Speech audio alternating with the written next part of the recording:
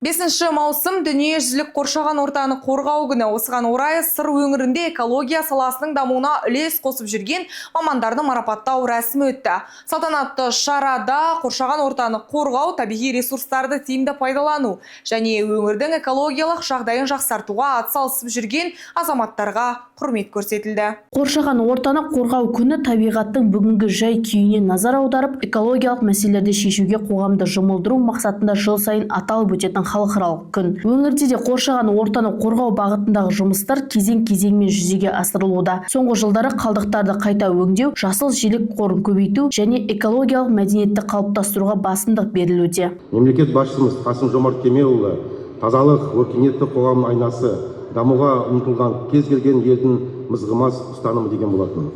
Қоршаған ортаны қорғау, оны күтіп ұстау тек мемлекеттің ғана емес, әр азаматтың міндеті және қоғамның ортақ негізі құндылықтардың бірі болып табылады. Өңірімізде санитар тазалық, абаттандыру, тұрғындардың өмір сүруіне қолайлы жағдай жасау бағытында кешенді жұмыстар қарқынды жүргізуде.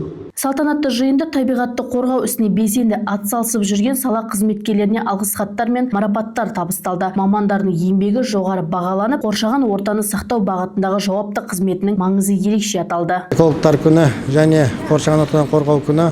Сондықтан мен осы орайда бүкіл экологтарды, әріптестерімді қоршаған ортаны қорғау күні мен кәсіби мерекесімен шын жүректен құттықтаймын. Енді біздің өңіріміз үшін жалпы өзге өңірлерге қарағанда біздің өңірдің экологтары өте пәрменді, таза, талапшыл, қоршаған ортаға жанашырлықпен жұмыс жасағанымен мақтанышпен айта аламын.